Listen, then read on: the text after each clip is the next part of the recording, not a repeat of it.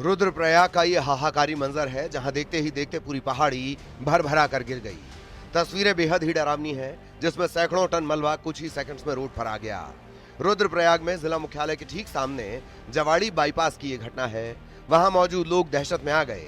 हालांकि गनीमत रही कि इस दौरान सड़क से कोई गुजर नहीं रहा था। वहीं हिमाचल प्रदेश के शिमला में भी भयंकर लैंडस्लाइड हुआ है।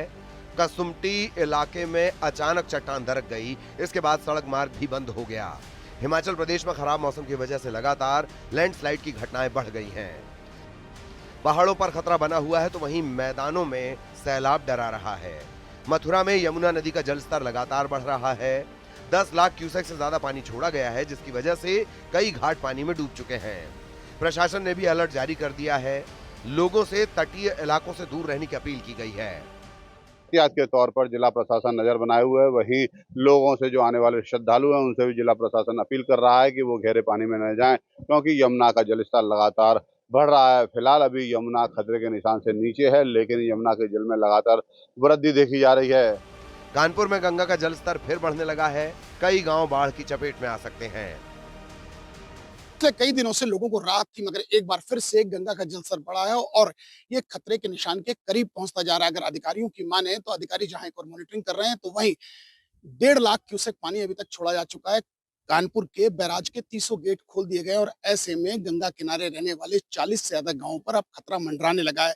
हालांकि अधिकारी पैनी नजर बनाए हुए हैं, मगर ग्रामीणों को ये डर सता रहा है अभी तो उनकी फसलों तक पानी पहुंच गया, कहीं ऐसा ना हो कि उनके घरों तक ये पानी पहुंचे और ऐसे में ये ग्रामीण और कटरी में रहने वाले परेशान हैं। मुरादाबाद में रामगंगा नदी उफान पर है और तेज बहाव के चलते हालात गंभीर बने हुए हैं। कई गांवों का संपर्क आपस में कट गया है। शहर की सड़कों पर हर तरफ पानी भर गया है, जिससे यातायात भी बाधित हो रहा है। पूर्वांचल और नेपाल में हो रही बारिश का असर गोरखपुर की नदियों में भी साफ दिखाई पड़ रहा है। राप्ती, रोहिणी समेत सभी नदियों का जलस्तर बढ़ रहा है। इस वक्त मैं राप्ती नदी के किनारे खड़ा हूं और इसके बेग को आप देखिए कि कितनी तेजी से ये नदी इस वक्त यहाँ पे बह रही है। रामघाट पे मेरी मौजूदगी है और यहाँ पे जो नया पुल बन रहा था उसका काम रुक गया है। पुल लगभग डूब सा चुका है। लगातार पिछले कई दिनों से नदी का चढ़ाव है और वो लगातार पानी बढ़ रहा है। अभी भी मौजूदा वक्त में नदी खतरे के निशान से करीब 1 मीटर नीचे बह रही है। इसका जो सबसे बड़ा कारण है कि रोहिणी का जो पानी आता है और इसका जलस्तर यहाँ पे बढ़ता है।